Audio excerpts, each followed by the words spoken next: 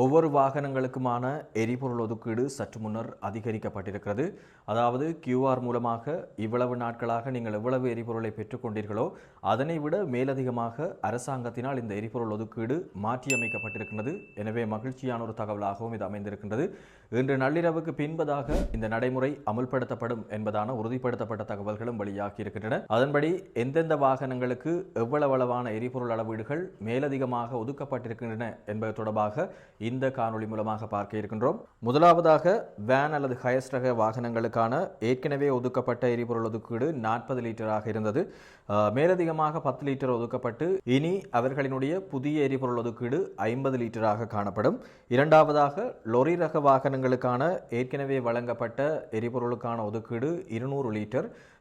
இந்த லொரி சம்பந்தமான வாகனங்களுக்கான எரிபொருள் ஒதுக்கீடு தொடர்பில் எந்த விதமான மாற்றங்களும் இல்லை. அவர்களுக்கு 200 லிட்டர் தான் பொதுவான எரிபொருள் ஒதுக்கீடாக காணப்படுகின்றது.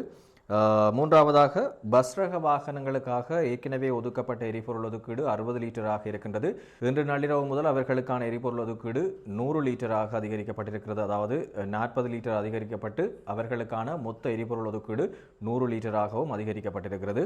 அடுத்ததாக குவாட்ரி சைக்கிள் எனப்படுகின்ற சுற்றுலாத்துறை தொடர்பான அந்த வாகனங்களுக்கான எரிபொருள் ஒதுக்கீடு ஏற்கனவே 5 லிட்டராக இருந்தது.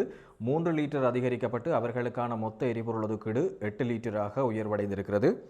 அடுத்ததாக ஸ்பெஷல் பர்பஸ் வாகனங்கள், அதாவது விசேட தேவையுடைய வாகனங்களுக்காக ஏற்கனவே ஒதுக்கப்பட்ட எரிபொருள் ஒதுக்கீடானது 40 லிட்டர். இந்த வகையான வாகனங்களுக்கான எரிபொருள் ஒதுக்கீட்டில் எந்த விதமான மாற்றம் இல்லை. அவர்களுக்கு தொடர்ந்தும் 40 லிட்டர் ஒதுக்கீடு தான் வழங்கப்பட்டிருக்கிறது.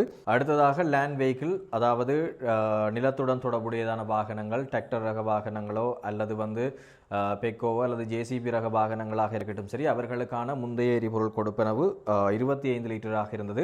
அவர்களுக்கு மேலதிகமாக 15 லிட்டர் ஒதுக்கப்பட்டு தற்போது 40 லிட்டராக உயர்வடைந்திருக்கின்றது. அடுத்ததாக 3 வீல் முச்சக்கர வண்டிகளுக்கான எரிபொருள் ஒதுக்கீடு ஏற்கனவே 15 லிட்டராக இருந்தது. தற்போது 5 லிட்டர் மேலதிகமாக ஒதுக்கப்பட்டு அவர்களுக்கான எரிபொருள் ஒதுக்கீடு 20 லிட்டராக அதிகரிக்கப்பட்டிருக்கிறது.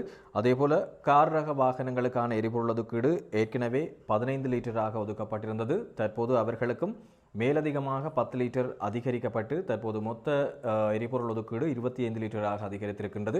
இறுதியாக மோட்டார் சைக்கிள்களுக்குரிய வாகன எரிபொருள் ஒதுக்கீடானது ஏற்கனவே 5 லிட்டர் ஒதுக்கப்பட்டிருந்தது. மேலதிகமாக 3 லிட்டர் ஒதுக்கப்பட்டு இனிமேல் 8 லிட்டரை நீங்கள் மொத்தமாக பெற்றுக்கொள்ள முடியும் என்பதாக இந்த அறிவித்தல் வெளியாகி இருக்கின்றது. எனவே இன்றைய தினம், அதாவது 21ஆம் தேதி 3ஆம் மாதம் 2026 இன்று நள்ளிரவுக்கு பின்பதாக நாளையிலிருந்து இந்த புதிய எரிபொருள் ஒதுக்கீடுகள் நடைமுறைப்படுத்தப்படும் என்பதான மிக முக்கியமான தகவல் வெளியாக இருக்கின்றது. முடிந்தவரை இந்த காணொலியை உங்களுடைய சமூக ஊடகங்களுக்கும் பகிர்ந்து கொள்ளுங்கள். ஏதோ ஒரு வகையில் மற்றவர்களும் இது தொடர்பான விளக்கத்தை பெறக்கூடியதாக இருக்கும். நன்றி, வணக்கம் உறவுகளே.